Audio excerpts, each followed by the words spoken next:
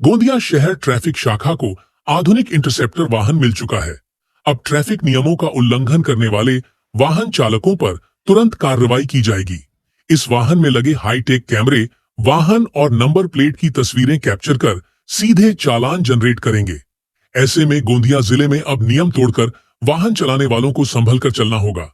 Interceptor वाहन बिना helmet, triple seat, driving के दौरान मोबाइल पर बात करना, रॉन्ग वे, रॉन्ग लेन, फैंसी नंबर प्लेट, बिना सीट बेल्ट और ओवर स्पीड जैसे हर प्रकार के नियम उल्लंघन को कैमरे में कैद करेगा।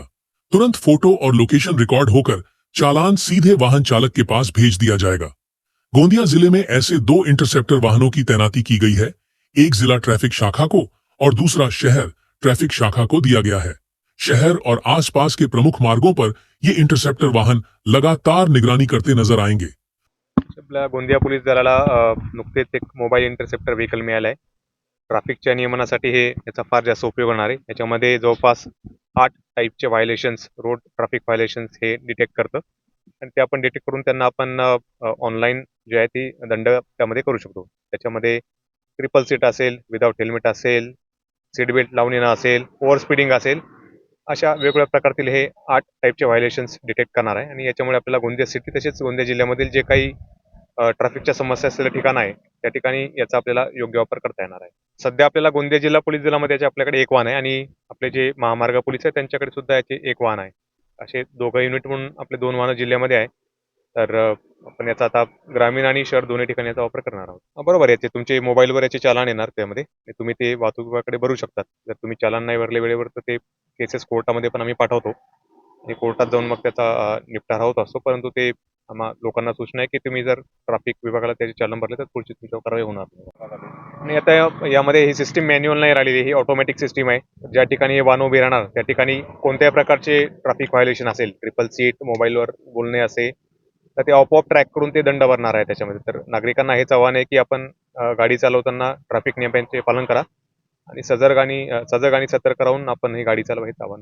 गोंदिया जिल्ह्याचे पोलीस अधीक्षक आदरणीय गोरख भांबरे साहेब, त्याचप्रमाणे अपर पोलीस अधीक्षक अभय डोंगरे साहेब यांच्या प्रयत्नातून आज गोंदिया जिल्ह्याच्या इतिहासात प्रथमच इंटरसेप्टर वाहन हे गोंदिया जिल्हा पोलीस दलाला मिळाले आहे. यापूर्वी सदरचे वाहन हे हायवे पोलीस वाहतूक शाखा यांच्याकडे ते उपलब्ध होतं. आता आपल्या जिल्हा पोलीस दलाला हे प्रथमच वाहन आदरणीय पोलीस अधीक्षक साहेब भांबरे साहेब यांच्या प्रयत्नातून मिळालेलं आहे. तर या वाहनाद्वारे आपण एकूण 8 प्रकारचे दंड, वाहतुकीचे नियम मोडणारे स्मरणा करू शकतो.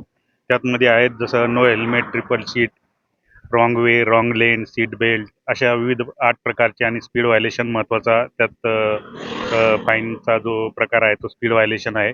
तर आपण त्याद्वारे नियंत्रित वाहतूक नियम मोडणाऱ्यांवर कारवाई करून अपघातांचे प्रमाण रोखण्याचा प्रयत्न आपण या इंटरसेप्टर व्हेकलद्वारे करणार आहे.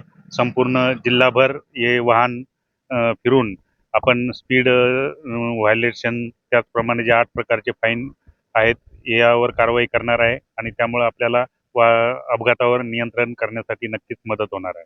सध्या आपल्या गोंदिया जिल्ह्यासाठी एकूण 2 वाहनं उपलब्ध झालेली आहेत. एक हायवे ट्रॅफिक पोलिसांसाठी आणि दुसरं प्रथमच गोंदिया जिल्हा पोलीससाठी हे वाहन मिळालेलं आहे. तर यापुढे सध्या जिल्ह्याला एकच वाहन या नियमाप्रमाणे वाहन वाटप करण्यात आलेलं आहे. त्यामुळे आता भविष्यात त्याची गरज पाहून आपण त्या वाहनाची डिमांड करू शकतो. तो अब गोंदिया शहर में ट्रैफिक नियम तोड़ने वाले वाहन चालकों पर इंटरसेप्टर वाहनों की पैनी नजर रहेगी। वाहन चलाते समय सावधानी बरतें और नियमों का पालन करें।